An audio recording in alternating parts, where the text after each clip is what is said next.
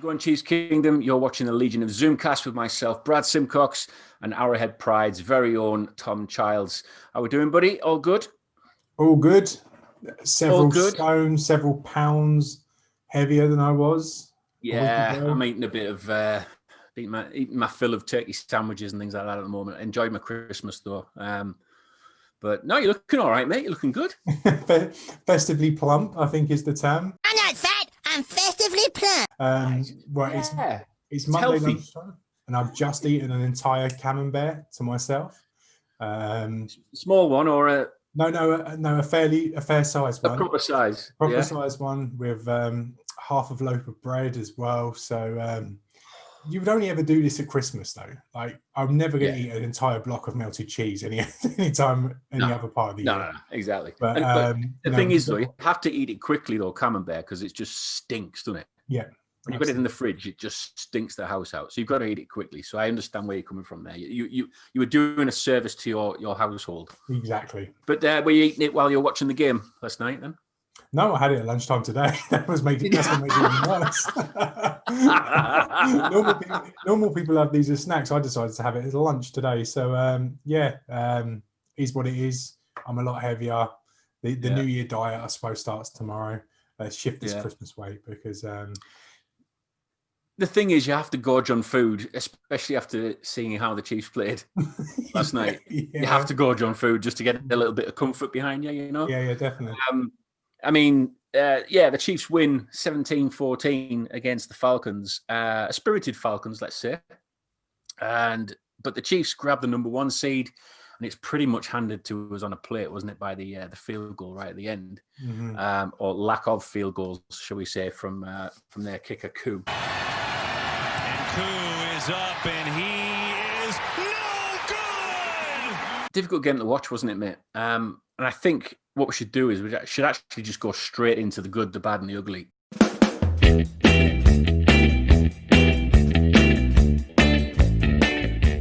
Should we do the good again, or should we just do it back to front this time and leave the good to the end? Because there was very few good things that actually happened in this game. What do you want to do? I think we should go ugly first and work on ugly first, because we want, like, the good is really good this week. Yeah. The ugly is really the only ugly, good. But it's the only good. I think we should end on that. Like, let's start with the ugly. I'll go first. Go on, then. Wide receivers throwing passes. Travis Kelce against the Giants, interception. Didn't work. Tyreek Hill against the Broncos, interception. Didn't work. Sammy Watkins against the Falcons, interception. Didn't work. Dontari Poe against the Broncos, touchdown. Bloated Tebow. There's only two people in this team that should be throwing touchdown passes: Pat Mahomes and Chris Jones when he finally gets a chance. Let's stop with wide receivers throwing passes. It doesn't work, Andy Reid. It doesn't work. Wide receivers have egos. We all know they have egos. It's why they play wide receiver.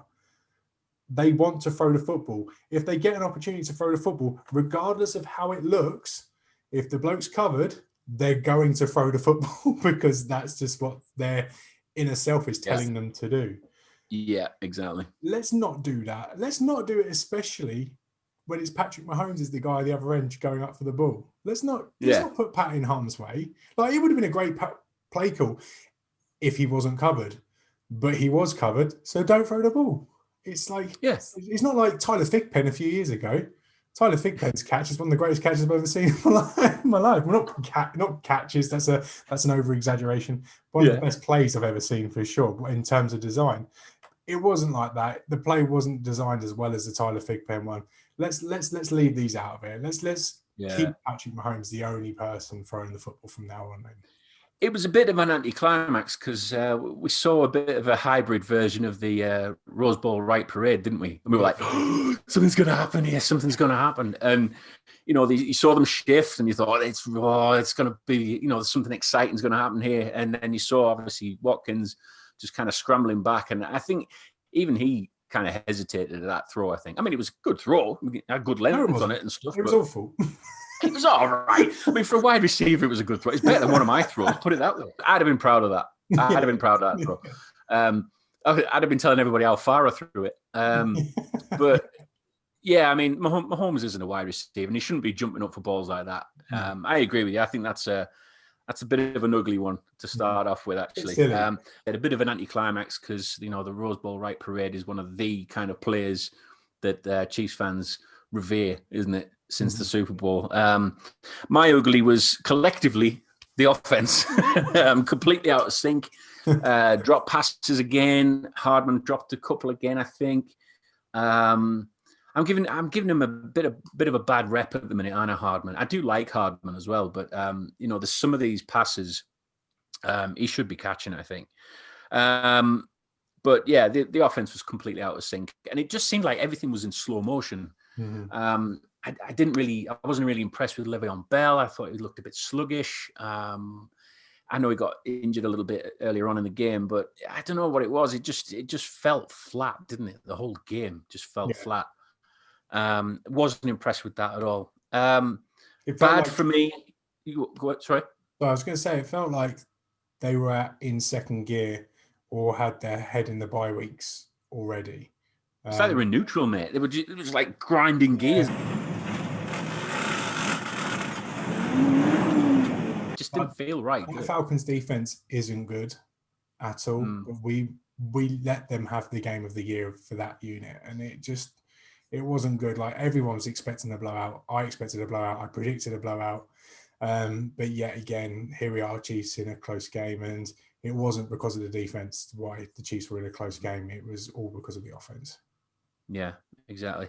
We'll move on to the bad. I mean, my bad was the Mahomes performance. I know his stats, they're quite decent, let's say. I mean, what was it? 278 total yards, 2 TDs, 1 interception, QB rating of 79%. I mean,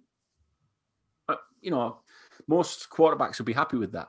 But for us, I don't think we were, it just didn't feel like the Mahomes effect that we're very used to. And Chiefs fans are obviously always going to have this kind of, idea that feeling that Mahomes is going to be doing something magic every game. Yeah. And you do see flashes of it and things, but then you realize that he's probably thrown 400 yards, even if you think he's had a bad game. Yeah. It's just, I know you keep referring to it a lot, that, he's normalizing it. His amazing players, we're actually looking at him thinking, it was all right. Yeah. We're getting a bit normal to it, aren't we? Yeah. We've become immune to Patrick Mahomes' greatness. What he done yesterday would have been like a solid Alex Smith game. Yeah. We would have been happy if Alex Smith produced that game 4 or 5 years ago, because chances are we would have won. Thankfully, yesterday we got the defensive performance to match the quarterback performance. Like, normally with Patrick Mahomes plays really well, the defense doesn't particularly play well, where this felt like an Alex Smith era type Chiefs game where the offense did just enough, but the defense were the true winners and the unit that got the win for the Chiefs. So yes, it wasn't Mahomes' great game. On the Mahomes meter, which we're going to flash up now, we're going to put him on the Brody Croyle section. Probably was his worst game as a Chief. But if that's his basement game, and I'm not saying it is, I don't think it is. I think he can be worse than that. But if that's his basement game in 3 years, we are unbelievably spoiled in Kansas City. Stupidly spoiled, because even though he was bad, and when we needed a touchdown in the fourth quarter, he got it. He hit DeMarcus Robinson on that lovely route that he ran. But yes, it's annoying that Mahomes played badly yesterday, and we've now got 3 weeks of national media and everyone saying, the Chiefs are going to be steamrolled in the first game because look how badly Mahomes played in the last game of the regular season, or his last game anyway. But we've seen this team play badly this year once or twice, and every single time after that, they've had a bit of a bounce back. You look at the Raiders game. They probably needed that loss that time because they weren't playing great. They got the loss, and then they've gone on a bit of a streak. Okay, yesterday they didn't lose, but the offense would have come off the field yesterday thinking that they lost because that's how bad they were. So hopefully there's a bit of a reset now. Chiefs have got 3 weeks to figure some things out on offense, and I'm sure they will do. I think Le'Veon Bell said it best actually about that performance. It's not about the numbers game; it's about the letters game, and we like collecting W's. I think it was Eric Bieniemy's speech. Yeah, exactly. Yeah, so using that, I think they're right. I think the mindset is do what we need to do to win, and the Chiefs just did that. I mean, yes. I was fully prepared for overtime. Yeah. When it was ready for the field goal, I thought, oh, here we go, but then I was thinking, oh, lovely fantasy points. I was being a bit selfish there, but yeah. Did you have a bad on that as well? Could we go through that? The pass interference call on poor Dan Sorensen. I get referees are human, right, and they make mistakes. And before I start, I much prefer NFL referees to Premier League referees. Premier League referees, in my mind, are the worst people on the planet. So I hold NFL officiating in much higher regard than I do Premier League officiating, that is for sure. But how do you call pass interference on Dan Sorensen there? Hayden Hurst basically had him in a headlock.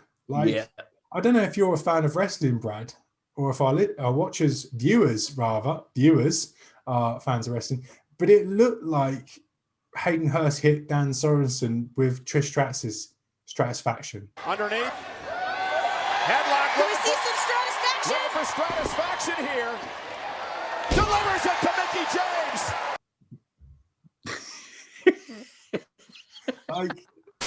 Who did she play for? But yeah, I just don't get it. I just don't get how you can get a call that badly. We've had this discussion before ourselves on our old ventures that I'm not for more video in the NFL. I'm so glad they got rid of reviewing pass interference, because I think it's the worst thing in the world that they've ever, or the worst thing this sport's ever done. One of the worst things this sport's ever done, because I'm sure someone's going to come up to me with a list of things that the NFL's done that's really bad. Oh, you think pass interference is worse than the concussion protocol that they didn't have for years? You were on about the DPI calls and things like that for all of last season. I think I remember.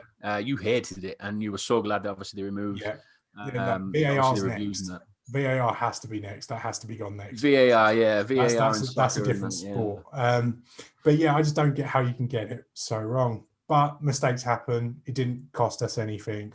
Mm-hmm. But when the referees go to review their game, because I'm sure they will, the person that threw the flag might be feeling a bit like, what was I doing? What was I thinking when he sees that? All right, let's get on to the good then. I tell you what, I'll go good this time, because I know you've got a really good one. It blows out my good one. So for me, the good thing was Willie Gay and the Chiefs defense. Willie Gay, I think he led the team in tackles. I think it was something like 9. Even though he didn't have as many reps that many of the others had, he just, I don't know why he doesn't get more time. He doesn't get more players or anything like that. It just seems very strange, but I mean, I'm sure there's a plan for it. Let's trust in the process and all that kind of thing. But the defense just seems so in sync, which is completely opposite to what the offense was. Yeah. The defense just kept bringing it each time, and there was pressure there as well, which was it was very encouraging. Seeing some sacks again, it's almost like I felt that the defense, I normally feel about the offense when it comes on the field. Yeah. This time it was about the defense. I was like, oh, thank God the defense is coming back on. It was that kind of flipped alternate reality that I was thinking, God, I'm praying for the defense to come on and make a stop here, and I know they will do. It was almost that confidence in the defense had grown a lot, which is good. Which is really good, because obviously it started like that around about this time last year. I think it was week 11 or something, where the defense suddenly started clicking. Yeah.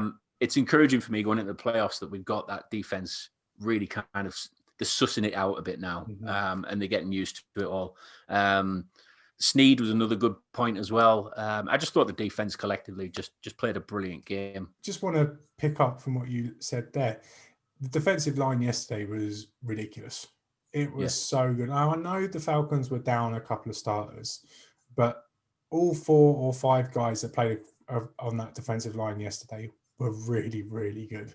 And we lost, Ben Neiman after losing Hitchens and Wilson before the game even started.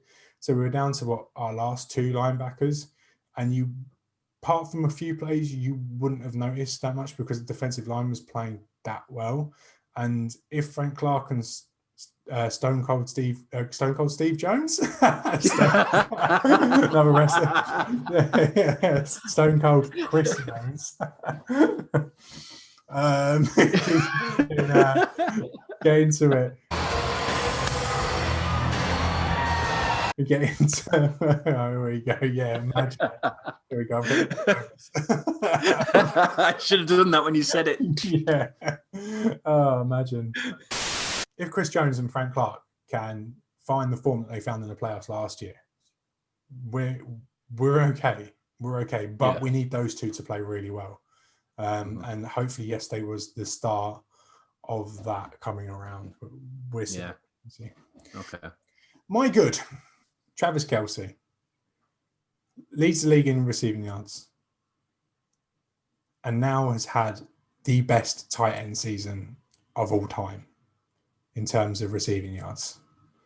1,416 yards in 15 games. 15 games. And all this while sharing targets with Tyreek Hill as well. It's just mental what this guy's been able to do this season. I mentioned in an article on Herald Pride a few weeks ago that he's the most improved player. And I still believe that he is the most improved player of this Chiefs team this season. He's been unreal. I've got some stats here for you. He's second in yards after catch. He's first in big plays amongst pass catchers. That's receptions of 20 yards or plus. A tight end is first in 20-yard plus plays. Ludicrous. 5th in touchdowns, 4th in receptions. It just goes on. Apparently he's got like the 3rd highest blocking grade amongst tight ends as well. It just, what that bloke's been able to do this season is unreal. And he's my age. So early 30s. He's probably still got a few years left in him. I wouldn't do. My body's breaking down already. But I'm gutted he's not playing next week because I would love for him to lead the league in rushing and receiving, but it's not going to happen. Devontae Adams needs to play next weekend. Stephon Diggs needs to play next weekend. But unfortunately, Travis Kelce doesn't, and I don't think, regardless of what Travis will ask Andy Reid, if he does, I don't think Andy Reid will play him. But it's a shame because there's a real opportunity for him to be leading the league in receiving yards. And for a tight end, that's just outrageous. It really is. He is redefining the way the position is played. We all knew that they could be pass catchers. We knew Tony Gonzalez was a pass catcher and a hell of a pass catcher. But Travis Kelce's out here putting top tier wide receiver numbers out there. And it's just ridiculous how good he's been. Yeah, I call him the greatest of all tight ends. I do get some rep for that, a bit of rap for that normally, but I put it as hashtag GOATE, which sounds like goatee, but yeah, it's he's Hall of Fame. He's bound for the Hall of Fame. Oh, 100%. First ballot. Yeah, 100%. Yeah, there's no taking that away from him. I think he's the only kind of consistent solid that we have in this offense. If the game's going bad, go to Kelce. If the game's going good, go to Kelce if you want to. It just seems as though he is the talisman that we need. And we had this discussion before. I mean, if we didn't have Kelce playing, who's the next tight end that we've got that we could actually step up and produce the same as what Travis Kelce's doing? No. I mean, his separation, it's mind-blowing how such a big guy can get such big separation. He pulls. You must have terrible BO or something. Well, it must be, because every time the ball comes to him, he seems to be on his own. Yeah. And you watch the replay and you think he looks like he's running in treacle, but then all of a sudden he'll just suddenly turn. He'll turn another way and he's wide open. Just an insane player. I'm looking forward to when he retires and eventually ends up on like Strictly Come Dancing or Dancing with the Stars or something like that, because he's going to go on there and he's going to absolutely smash it. You just know it. He's just so smooth, and we're so lucky to have him. We're unlucky that he come into the league so late, and obviously he lost his rookie season, because I think those two facts are going to stop him from getting like all-time yards in terms of volume. But in terms of single seasons, there's not going to be a tight end like him unless George Kittle can find a quarterback similar to levels of Patrick Mahomes. But Travis Kelce's just unreal. I love him. Yeah, he's someone else. And it's nice that George Kittle actually put a tweet out, didn't he, congratulating Travis Kelce on that. I mean, it shows that, I know there's always that debate about who's better, is it Kelce or Kittle? And I know I get kind of caught up in that a little bit sometimes, and I'm calling out a lot of people on it. But it's great watching these two tight ends. It's a shame we haven't got Kittle this year to obviously kind of compare against and see if he could hit those levels that Kelce's doing, kind of pushing each other. But there's obviously a mutual respect between the two, 100%, which I think the fans need to respect as well, because it's getting a bit tiresome when it's always like, oh, well, Kelce's better than Kittle and Kittle's better than Kelce. It's 1A. Just appreciate them both. Yeah, I honestly do think it's 1A and 1B. Kelce's perfect for the Chiefs system. Kittle's perfect for the 49ers system. That's end of story. That's the way I see it. End of story. End of story. Forget about it. Yeah. No, I agree with that. That was a good positive from that game. Really good one. Obviously, having Travis Kelce as just breaking the record, which was great. All right, then let's. When you were talking there, and whilst looking at the thing, you look like you're the PM in Parliament, just like answering a question whilst he reads his next statement. Did I? Yeah. In my top pocket. I'm like, Travis Kelce. Yeah, I'm going to find one. Yes. Yeah, I'm going to hire the honourable gentleman from Aylesbury. Order! All right, should we do the uniform cool wall?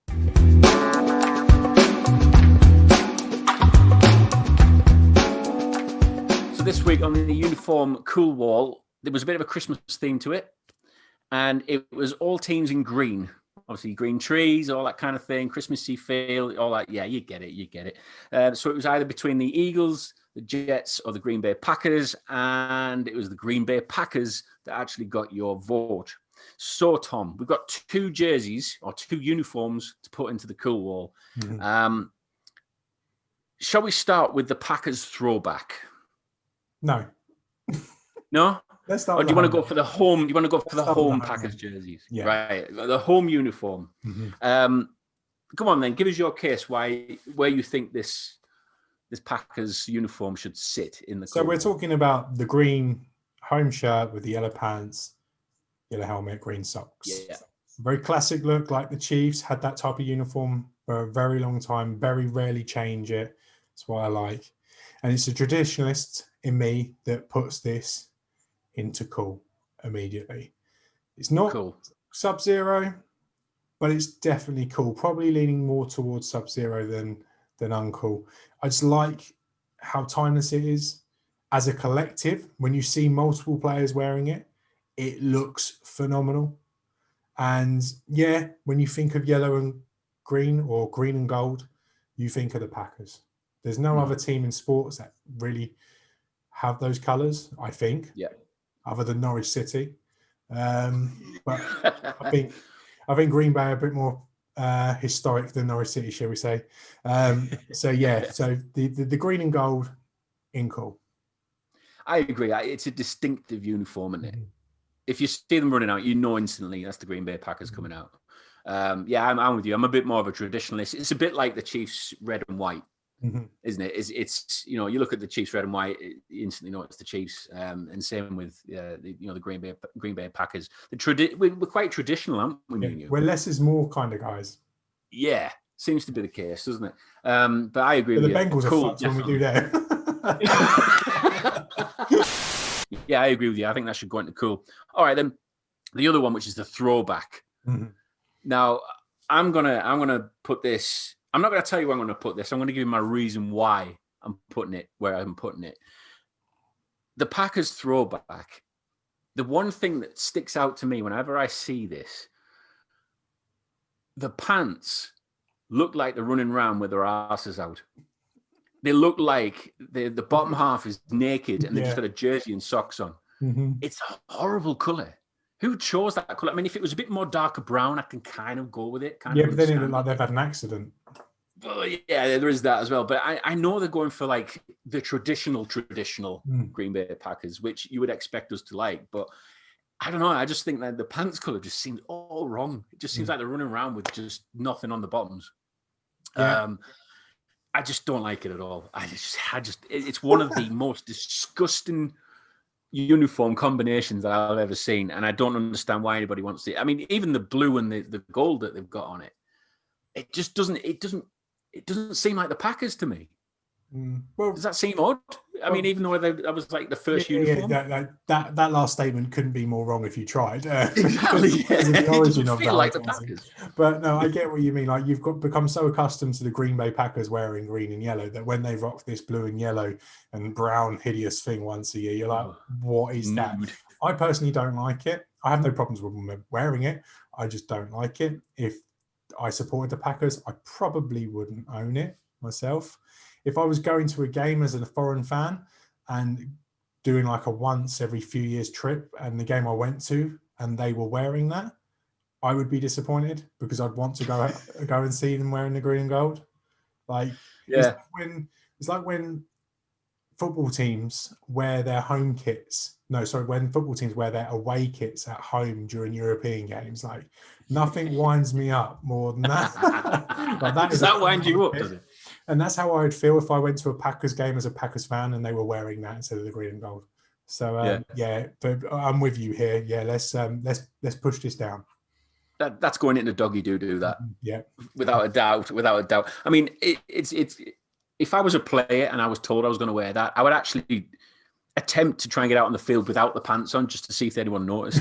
Yeah, just to trash them. Yeah, so it's just those two uniforms this week. So that's the uniform cool wall. Oh. Right, so the Chiefs' last game of the season is going to be against the LA Chargers. Now, this is it's a dead rubber, really, isn't it? We're feeling that the Chiefs aren't actually going to put the starters out. Relax, chill out, on the night, crack the beers out, and just watch a team. Yeah, it doesn't need a win, really. Doesn't need to win. And I know a lot of people are saying, no, it'd be nice to get the, the 15-1 and all that kind of thing. But do we really need it? I think we've got bigger fish to fry. It doesn't matter, does it? Doesn't matter. Like, the best we can hope for in this game is affecting the Chargers' draft position. Like, if they win this game, I think they shoot up like 3 or 4 places, down the order rather. So it could be quite damaging to the Chargers if they win this game. The only way it can damage us is if we decide to play our starters. But I can't see Andy Reid going for that. Like, there's been talk amongst fans and media saying that maybe the Chiefs need to go out and put a quarter together and see if they can like right their wrongs from yesterday. But not worth the risk for me. Do you really want Patrick Mahomes going against that pass rush, which has caused him so much grief in the past? Not with the O-line we've got at the minute, no. No. Why put him in harm's way? For me, rest them all.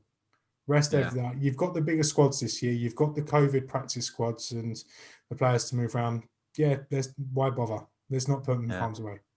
Well, let's get on to the ones to watch.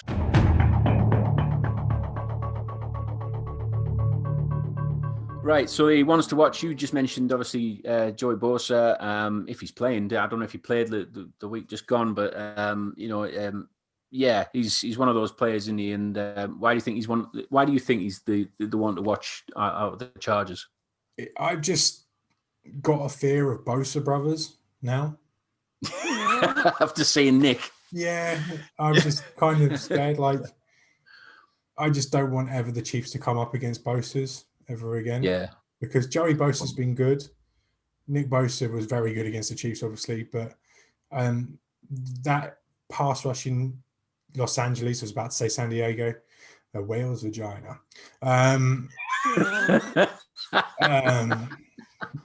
Their pass rush in LA is really, really good. And I just don't want Mahomes to face it. To be honest, I don't mind Chad Henne being a sacrificial lamb, but just not my part. My ones to watch. I'm going to say Justin Herbert, and I know it's an easy one to say, but he's had a terrific season. Mm-hmm. And I just think he's come on leaps and bounds, especially since the first game that we had against them, where he made some rookie mistakes, didn't he? In that first game, where he should have run for the pylon. Was it the pylon or was it for the first down? I think first down. That was it, yeah. And he actually threw it and threw an interception, which I think he's kind of polished that up a little bit now, and he just seems a bit more of a complete player. So I'm looking forward to actually seeing him and seeing what he can actually do now. He's learned obviously how the NFL works and obviously the speed of it and what's expected. So yeah, I'm looking forward to Justin Herbert on that one. I hope he has a terrible game on Sunday, because what I don't want him to see is him having a really good game. And then we all know Anthony Lynn's getting fired on Monday. But what I don't want is Eric Bieniemy on the opposite sideline looking at Justin Herbert and thinking, I could do a lot with this guy, especially with having Austin Eckler and Keenan Allen as well, and then having that defense as well. I don't want Justin Herbert. Okay, obviously we know that Eric Bieniemy knows more about Justin Herbert than he'll learn on Sunday. But what I don't want is Bieniemy following the Chargers down the locker room and into a side room ahead for an interview. Got any jobs? Yeah, let's hope he isn't very good on Sunday. Yeah, definitely. Have you got a Chiefs ones to watch? Yeah, it's kind of a my guy type kind of moment. 2 years after the fact, DeAndre Baker, he should play on Sunday. I think they need to play him to control rights or something. I don't know the ins and outs, but from what I've seen, I think they have to play him on Sunday. So yeah, DeAndre Baker was a guy that I wanted the Chiefs to draft a couple of years ago. Yeah, it was. Yeah. Before obviously the Frank Clark trade, we had that pick in that year at 29, and the Chiefs were obviously there to get what we thought was going to be a cornerback or a safety, but then they traded the pick to Seattle. But DeAndre Baker was the guy that I wanted. Okay, he absolutely sucked in New York in the first year. He was terrible, but he's still a first-round draft pick, and obviously he's had his issues, which have now been resolved. And so I'm looking forward to seeing what he's learned in the last 6-7 weeks since being in Kansas City, just to see what we've got to work with. Because if the Chiefs hit on him and he turns out to be a starting level cornerback, then that is a phenomenal bit of GM play from Brett Veach once again. Mm-hmm. Yeah, he's got a knack of doing things like that, doesn't he? Getting the right pieces to fit in the right areas and getting them on quite like on the cheap as well. Really, he obviously did it with Le'Veon Bell and everything. But yeah, I agree. He's a bit of a wheeler dealer, isn't he? Yeah. A bit of a wheeler dealer. Yeah, I think he's going to be good. It's a good one to watch, I think. Mine is Byron Pringle if he plays. Yeah, once you pop, you can't stop. I just think Pringle, we need to see a bit more from him. He has flashes, and I think his ball security is brilliant as well. Mm-hmm. He seems to really, once it's locked in, it's in, and it ain't coming out. And like I said, we've seen flashes of him before, and I just think he needs a game. He needs a full, solid game just to really show us what he can do, and really kind of make a statement to actually try and get into maybe a WR3 spot at some point. Yeah. Maybe make a bit of a factor in the playoffs. I don't know, but yeah, we just need to see something more from him, I think. Would you agree with that? Yeah, 100%. Demarcus Robinson probably won't be in Kansas City next year. Sammy Watkins might not be in Kansas City next year. So there's going to be spaces to there's going to be spaces to fill. And so if Pringle can have a good game on Sunday, then maybe the Chiefs will feel a bit better about elevating him further up the depth chart next year. So I think it's a great one. I'd love to. It's a shame that he's got to play with Chad Henne, because obviously that limits the amount of impact that he can make. But if he can show enough against a very good Chargers cornerback group as well, then it will mean we feel a little bit better about the position going into the offseason. So, yeah. Yeah. Predictions.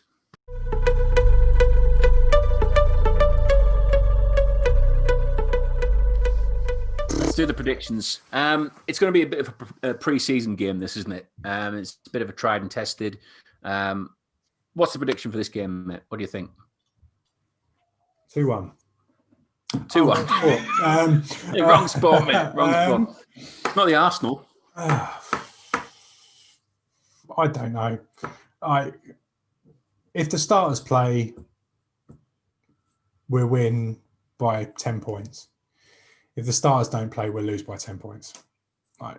Andy Reid will have this team ready regardless of who plays. We know that. He's done that in the past. We've played dead rubber games against the Chargers before. And come very close. Obviously, the Chase Daniel one when I think Ryan Suckup missed a field goal at the last second. But they will be ready to play. But if the Chargers are at full strength and we're not, I just think the Chargers have more talent than we will do on the day. So yeah, I think the Chargers. Yeah. I agree. I think it's going to be a difficult game because we haven't got the starters out there. Mm-hmm. I think, like you said, if we do have like maybe a quarter or maybe a half, like you said, I can't see it happening. I really can't, because there's nothing gained out of this. Only injuries. No point. So I'm actually going to go with the Chiefs' loss, mm-hmm. And it's going to be quite convincing. I think the Chargers are going to put up probably 30 points or something, or 31 points, probably 31-17 to the Chargers, I think, and then they can do their own lap. You know, it'll be like their Super Bowl, like the Raiders was, and yeah, we'll never hear the last of it. But you know, at the end of the day, we're going on into the playoffs and trying to run it back to the Super Bowl. So who cares? Yeah. Well, that's how we all feel, isn't it? That's how we're all feeling at the minute. So, right, okay, mate. Well, thanks for joining me with that. I really enjoyed that. We'll do another one obviously next week. Just kick back, relax, watch the Chiefs, enjoy the game if you can. Trying to look at obviously different talent that the Chiefs got, and yeah, let's hope for a win, even though it's not really necessary. I don't know what to say about it. It's like one of those things, isn't it? It's like, what are we supposed to do? But anyway, thanks for joining us, and we'll speak to you again soon. Bye.